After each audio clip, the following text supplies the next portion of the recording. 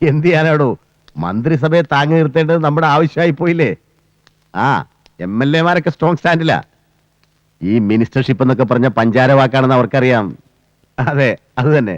ടേബിളിൽ cash down deal അതേ നടക്കത്തുള്ളൂ. എന്നാ പിന്നെ നാളെ അവിടെ കാണാം.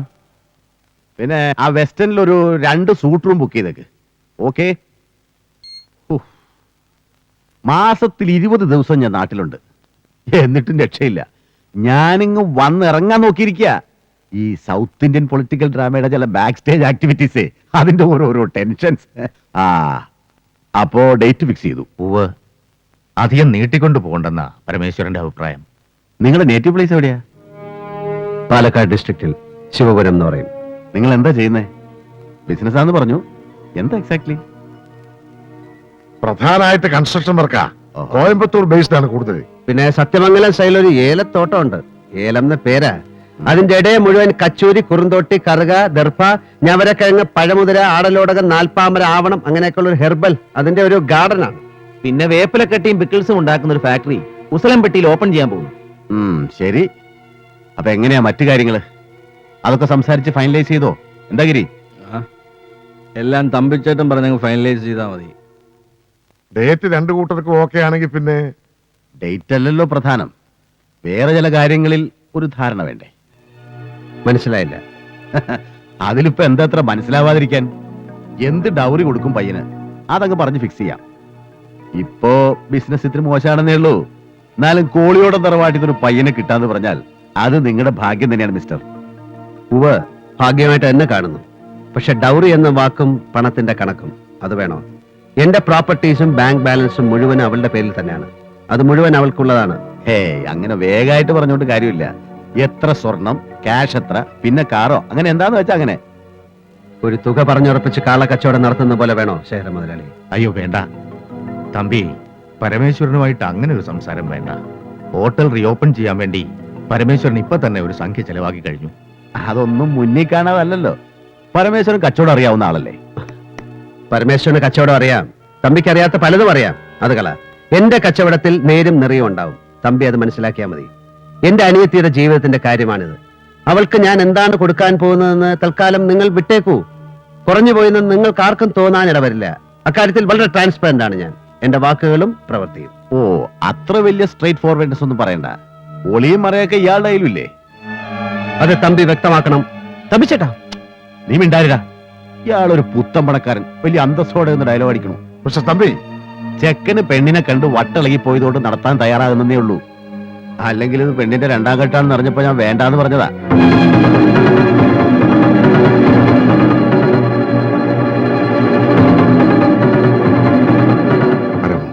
പ്ലീസ്. 2ാം ഘട്ടോ? അതേ അറിഞ്ഞില്ലല്ലോ. ആണോടാ? നീ എന്തറിയും, തലയ്ക്ക് വെളിവ് വേണ്ടേ? 2ാം ഘട്ടത്ത് പറയുമ്പോ തമ്പി ഒന്നോർക്കണം. വിവാഹം കഴിഞ്ഞു, ശരിയാ. ക്ഷേത്രത്തിൽ നിന്ന് വീട്ടിലേക്ക് പോകുന്ന വഴി കാർ ആക്സിഡന്റ് ഉണ്ടായി, പയ്യൻ മരിച്ചു. ആയിരിക്കാം, അല്ലായിരിക്കാം. നിങ്ങൾ പറയുന്നത് വിശ്വസിക്കല്ലാതെ വേറെ മാർഗമില്ലല്ലോ ഞങ്ങൾക്ക്. അത് വിട്ടുകള.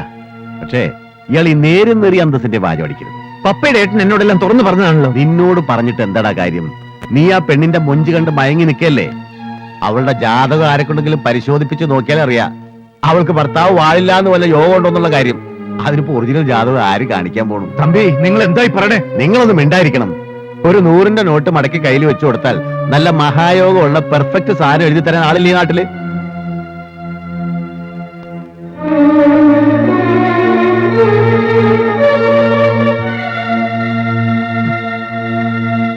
എരപ്പാളികളാണ് മുഴുവനും. പണം പരമന് നട്സ് ആണ്, ജസ്റ്റ് നട്സ്. കോളിയോടന്മാരുടെ തലവഴി പണമിട്ട് ഞാൻ മൂടും. പക്ഷെ അന്തസ്സില്ലാത്ത വിട്ടുകളുടെ വീട്ടിലേക്ക് നിന്നെ പറഞ്ഞയക്കാന്ന് വെച്ചാൽ അതിൽ നല്ലത് പപ്പ അതങ്ങ് മറക്കുന്നത് തന്നെയാവും തോന്നി. അതാ ഇറങ്ങിപ്പോന്നത്. എന്താ നിനക്ക് മറന്നൂടെ? മറക്കാം. ഏട്ടൻ പറഞ്ഞ എന്ത് മറക്കാം? മറന്നിട്ടുണ്ടല്ലോ. 1 മണിക്കൂറെങ്കിൽ 1 മണിക്കൂർ ഭാര്യയായിരുന്നിട്ട് വിധവയായപ്പോ ഏട്ടൻ പറഞ്ഞു മറക്കാൻ, എല്ലാം മറക്കാൻ. ഞാൻ മറന്നല്ലോ. ഇത് മറക്കാം. എനിക്ക് അങ്ങനെ ഒരു യോഗം ഉണ്ടല്ലോ. എന്തിനാ ഈ ജീവിതകാലം മുഴുവൻ ഇവിടെ കഴിയാലോ ഏട്ടന്റെ അനിയത്തിയായിട്ട്. എനിക്കതും സന്തോഷം. പപ്പാ സോറി മോളെ, ഞാൻ പോവാം.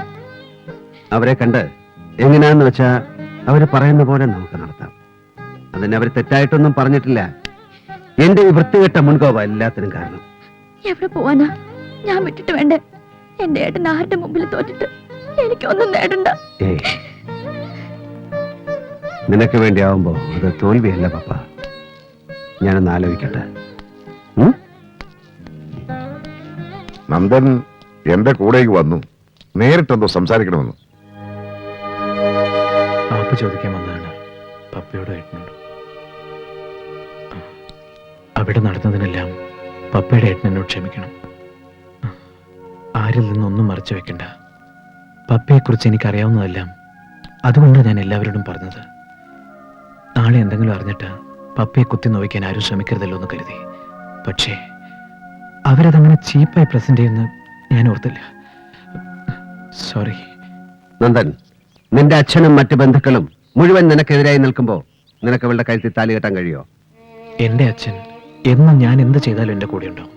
അച്ഛൻ അനുഗ്രഹിക്കേ ഉള്ളൂ. ഗിരിയേട്ടനും ഭാര്യ ഒന്നും പ്രശ്നമല്ല. അംബിക ചേച്ചിയുടെ ഭർത്താവ് തമ്പിച്ചേട്ടൻ മാത്രമേ വെറുതെ എതിർപ്പുമായി വരുള്ളൂ. എനിക്ക് നിന്റെ സ്റ്റാൻഡ് മാത്രം അറിഞ്ഞാൽ മതി. തമ്പി അണ്ണനും എല്ലാം നിൽക്കേണ്ടടുത്ത് നിൽക്കും. അല്ലെങ്കിൽ നിർത്തിക്കാൻ അറിയാം പരമേശ്വരന്. എന്റെ പപ്പയുടെ ജീവിതം എന്ന് പറഞ്ഞാൽ അതെന്റെ പ്രാണനാണ്. അത് ഞാൻ നിന്നെ ഏൽപ്പിച്ചാ പിന്നെ അത് കാത്തു സൂക്ഷിക്കേണ്ടത് നിന്റെ കടമയാണ്. നിനക്കതിന് കഴിയുമോ ഇല്ലയോ? ഒരു ചോദ്യമേ ഉള്ളൂ എനിക്ക്. എന്നെ വിശ്വസിക്കാം.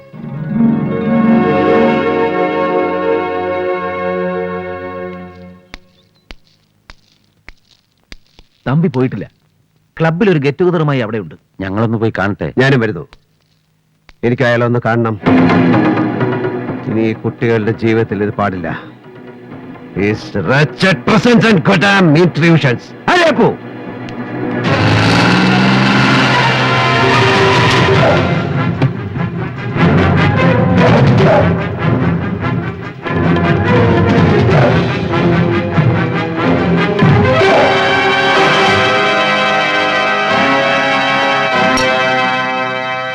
എന്താ പരമേശ്വരൻ മുതലാളി, ഒരുമാതിരി വെടികൊണ്ട പന്നിയെ പോലെ?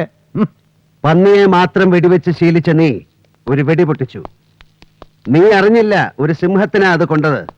കൊല്ലാൻ തക്കവണ്ണമുള്ള പവർ ഇല്ല അതിന്. ഒരുതരം വൃത്തികെട്ട ചൊറിച്ചിൽ. അതിന്റെ ഇറിറ്റേഷൻ മാറാൻ ഒരു നാടൻ ചികിത്സയുണ്ട്. ഇങ്ങനെ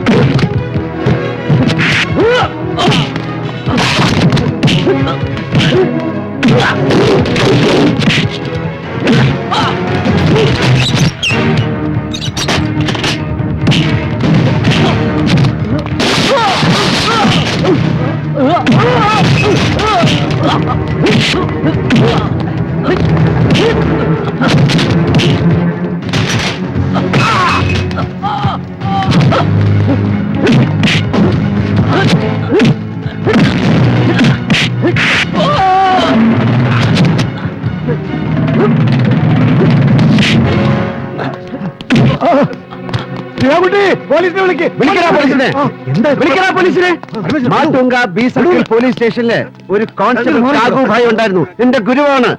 പുറത്തൊരു പാടുപോലും ഉണ്ടാക്കാതെ അകം ചതച്ചെടുക്കുന്ന വിദ്യ അവനെ എന്നെ പഠിപ്പിച്ച്. എങ്ങനെയുണ്ട് തമ്പി? പ്ലീസ്. ഇല്ല, കൊല്ലില്ല. എന്റെ കൈ കൊണ്ട് ചാവാനുള്ള ഒരു ക്ലാസ് നിനക്കില്ല. നീ ഒരു കാര്യം ശ്രദ്ധിച്ചു കേട്ടോ. ഞാൻ ആ പയ്യന് എന്റെ പെങ്ങളെ കെട്ടിച്ചു കൊടുക്കാൻ പോവുകയാണ്. കോളിയോടന്മാരുടെ എരപ്പാളിത്തരത്തിന്റെ മുഴുവൻ കഥകൾ അറിഞ്ഞുകൊണ്ട് തന്നെ. പക്ഷെ നീ എന്ന് പറയുന്ന പല തന്തയ്ക്ക് പിറന്നവൻ ഇനി ഈ ഭാഗത്ത് കാലുകുത്തരുത്. അവരുടെ ജീവിതത്തിൽ നിന്റെ വൃത്തിയുടെ പ്രസൻസ് ഉണ്ടാകരുത്. കൺവെട്ടത്ത് പ്രത്യക്ഷപ്പെട്ടു പോകരുത്. മനസ്സിലാടാ ഗജ ഫ്രോഡെ. പാട്ടീൽജിയുടെയും നായിഡുജിയുടെ ഒക്കെ വീട്ടിലെ കക്കൂസിൽ സൗത്ത് ഇന്ത്യൻ പൊളിറ്റിക്സിലെ തോട്ടിപ്പണി ചെയ്തു കഴിഞ്ഞോ? സാറേ